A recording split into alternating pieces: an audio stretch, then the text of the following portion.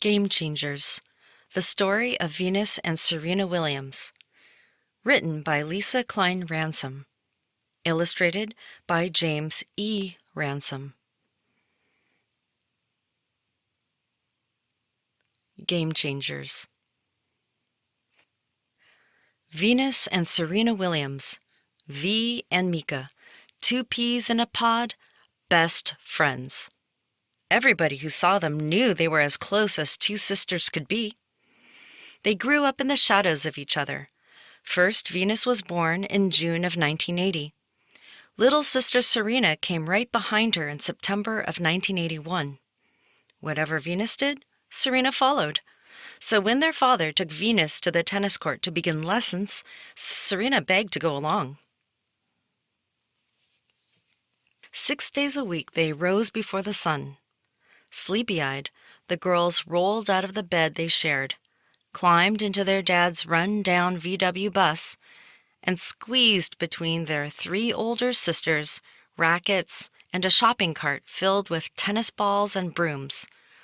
Between the early morning dark and the first light of the day, the girls stretched and warmed up, then swept the courts clean of broken glass and trash before their first practice of the day began.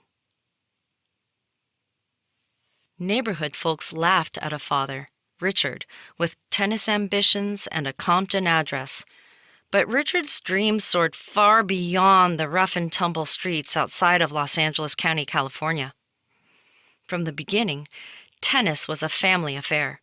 First, with the 3 oldest sisters, Yetunde, Lindria, and Isha. When they lost interest, the younger girls stepped in. Richard practiced with Venus on one court, while Oracine, their mother, hit with Serena on the other, to the cheers of their sisters on the sidelines.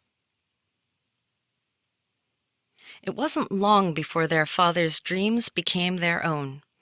Venus and Serena didn't have time for friends or sleepovers or trips to the mall. Tennis filled their days. Side by side, they whispered into the night. "Do you really think I can do it?" they'd ask each other. "Do you really think I have a chance?" Sound asleep, tennis filled their dreams. "If I didn't play tennis, I don't know where I'd be," Venus told everyone. They threw footballs to improve their serves, tossed rackets into the air to build strength, and chased second-hand tennis balls so flat they learned to run faster to hit their low bounce. Not having expensive training equipment and professional coaches meant they had to make up their own drills. Off the courts, they worked to improve their speed with track and their flexibility with ballet. When gunshots rang out in the distance, Richard reminded them, never mind the noise, just play. But when the shots from the neighborhood's rival gangs whizzed near the courts, the girls quickly learned to drop their rackets and lie still until the shooting stopped.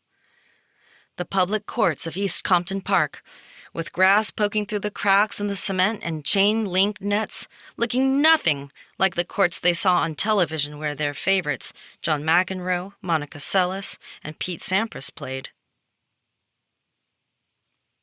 By the time Venus was 4, she could hit 500 tennis balls at every practice. By the time she was 7, she began playing in junior tournaments. Playing on Compton's public courts kept the girls hidden from much of the tennis circuit, but when Venus won every single one of her 63 junior tournaments by age 10, with Serena not far behind, word of the Williams sisters spread. "Whatever you become in your head first," their mother preached daily. With their talent grew confidence. At 12, Venus announced she would win Wimbledon. In 1994, at 14 years old, Venus played her first professional match at the Bank of the West Classic in California. Tennis critics took notice after the young newcomer's combination shots and her return of serve helped her to soar past higher-ranking players to advance to the second round. Overnight, Venus went from an unclassified ranking to number 313 in the world.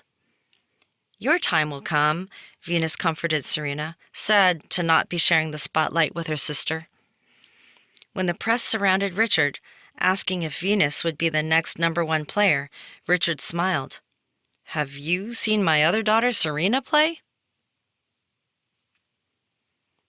1 year later, it was Serena's turn. Within 3 short years, both girls ranked in the top 50. Long-legged, brown-skinned, beaded corn-rowed sisters stood out in a sea of white tennis attire, white fans, and white opponents. They dressed as they pleased in their own designs. During matches, they hit so hard, sometimes the rubber bands in their hair broke, scattering beads across the court. Tennis had never seen anything quite like them. Many tennis fans cheered the energy and powerful playing of two fresh faces in tennis. But sometimes the sisters were threatened, booed, and taunted by others not happy to see them competing in a nearly all-white sport. They'd heard those words years earlier when their father brought in busloads of neighborhood kids to surround the practice courts as they played. "Do your best," he told the kids, and paid each and every one to hurl the worst words his daughters might hear during their matches. Now, whenever those same words tumbled from the stands, they fell as flat as second-hand tennis balls. Words and gunshots, hatred and doubt couldn't slow the rise of the two sisters who called themselves the greatest story in tennis. They loved the same bands, laughed at the same jokes, wore the same clothes. Only on the court were they different. There, Serena was as strong as Venus was fast. Venus was as gracious as Serena was aggressive. Venus's long legs could carry her cross-court in a couple of strides. At 130 miles per hour, her serve broke a world record. Serena chased down every ball, drilling them back to her opponents with high-powered ground strokes. "I hate losing more than I love winning," Serena told reporters. Life on the professional circuit meant traveling to tournaments and trekking as a family across the world to the Australian Open, French Open, Wimbledon in England, and New York City's U.S. Open to compete in one Grand Slam event after the next. Not wanting to be separated during tournaments, the sisters shared hotel rooms. But the crowds loved it when they shared a court. "Sister Act," "Smash Sisters," "Sister Sister," "Sister Slam," headlines screamed. Tickets were hard to come by on the days Venus and Serena were scheduled to play each other. In doubles, knowing each other as well as they did paid off with win after win. But on opposite sides of the court, they were competitors first, sisters second. At the Australian Open in 1998, Venus and Serena cheered each other as they both advanced. But each win also brought them closer to playing against each other. When they both advanced to the third round, they stood on opposite sides of the court for the very first time. Venus was focused, but Serena, at 16 years old, in her first major tournament, was shaky. The match started slowly, each cautiously watching the game unfold against the opponent who knew her best. In their first set, Venus edged ahead after a tiebreak. Serena looked to the player's box where her family sat, quiet for the first time. In the next set, Venus took control. Heads turned from left to right, right to left, for a Venus victory, 7-6 and 6-1. Serena was as sad for her loss as she was happy for Venus's win. But then, Venus kept winning, match after match, year after year, in each of their matchups. "She knows how to beat me and knows my weaknesses better than anyone," Serena said of her big sister.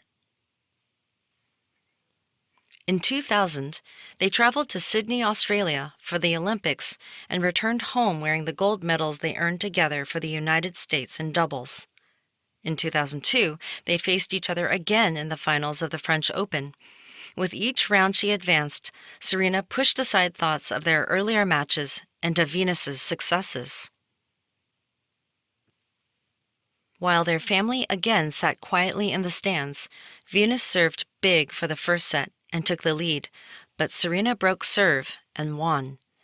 The second set was hard-fought, and the sisters rallied with down-the-line combinations, skidding from sideline to baseline until the final match point, when Venus cracked the ball into the net, and the moment belonged to Serena. In 2 sets of 7-5 and 6-3, a victorious Serena stepped out of the shadow of her sister. Venus ran off the court as the curious eyes of the crowd followed her. High into the stands, Venus sprinted, snatched up her bag, and pulled out a camera. "Nothing can keep me from celebrating when my best friend wins a match," Venus said proudly.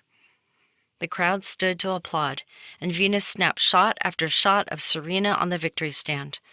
Ranked numbers 1 and 2 in the world, Venus now followed Serena. Mika and V, 2 peas in a pod. Best friends and sisters celebrated being numbers 1 and 2 in life and in tennis.